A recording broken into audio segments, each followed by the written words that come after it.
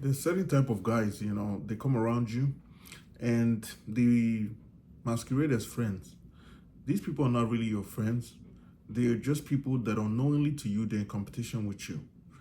And one of those situations was something that happened to me yesterday when I went out with some of my guys. And a young guy, not a young guy, this is a middle-aged man. He's about 40, maybe 40 plus. He was trying to compete with me. We're at a rooftop event. The drinks were flowing. You know how guys do. There was bottles, and at some point he felt the need to compete with me. So he asked me about my current standing as far as my living situation and stuff like that. I told him, he was like, "Oh, you're still living there, and I'm in the suburb." And I asked him a question: "Are you now in the White House? Where are you? Are you doing so well that you're here with me and you can't even, like you can't afford to do some of the things that I'm doing?" I told him about some of my accomplishment. I shouldn't have, but I did anyway. So at the end of the day, he was like, "Oh, let's get a bottle, get me a bottle," some kind of situation like that with one of his best friends. They would put the pressure on me. I was like, you know what? Since you're trying to size me up, right? Let's do some real sizing up. How about I go half on a bottle with you? And I put my hands in my pocket. I pulled out half of the money for the bottle and I put it in his hands. I was like, now you complete the money and get us a bottle. And to my utmost dismay, I wasn't shocked. He tried to pocket the money. So at the end of the night, the tab came in for all the drinks that we drank, and the total was in excess of, it was in the thousands. And the money was short exactly the money that I handed to him.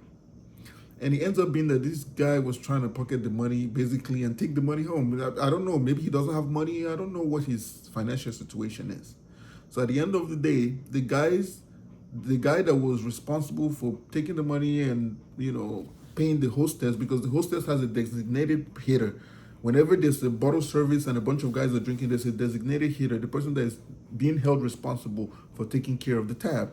So the hostess went to the person that was designated to take care of the tab. And the person came to me and said, "Hey, someone said that you ordered a bottle. Where is the money?" And I pointed at him. I was like, "I gave the money to that guy over there. Go and talk to that guy, and he has the balance that you guys are looking for."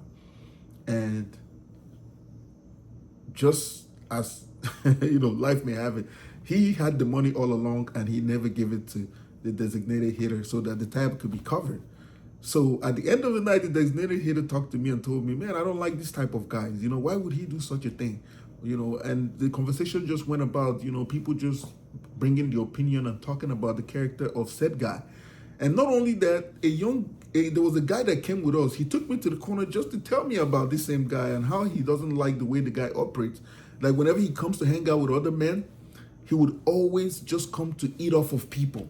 And I think Kevin Samuels talked about this. Shout out to him. About guys that always go out with people and they're not the type that always fight for the tab. You know what I mean? And unfortunately, this guy's Nigerian, and Nigerians are not usually like this. Nigerians are the type of men they have ego.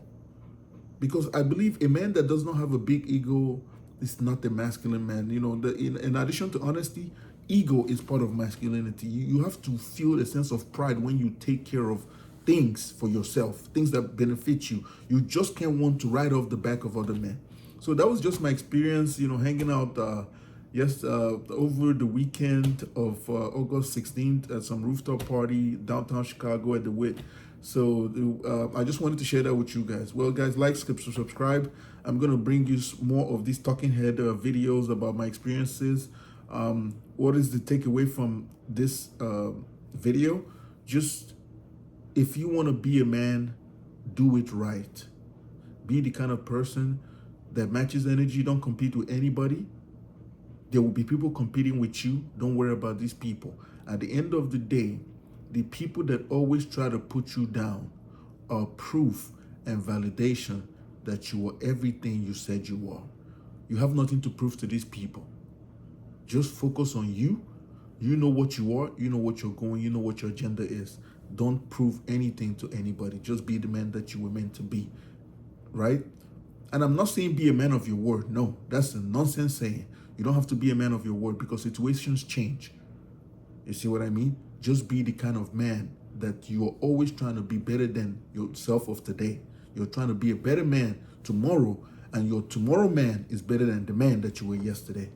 That's the bottom line. Thanks, guys. I'll see you on the next video.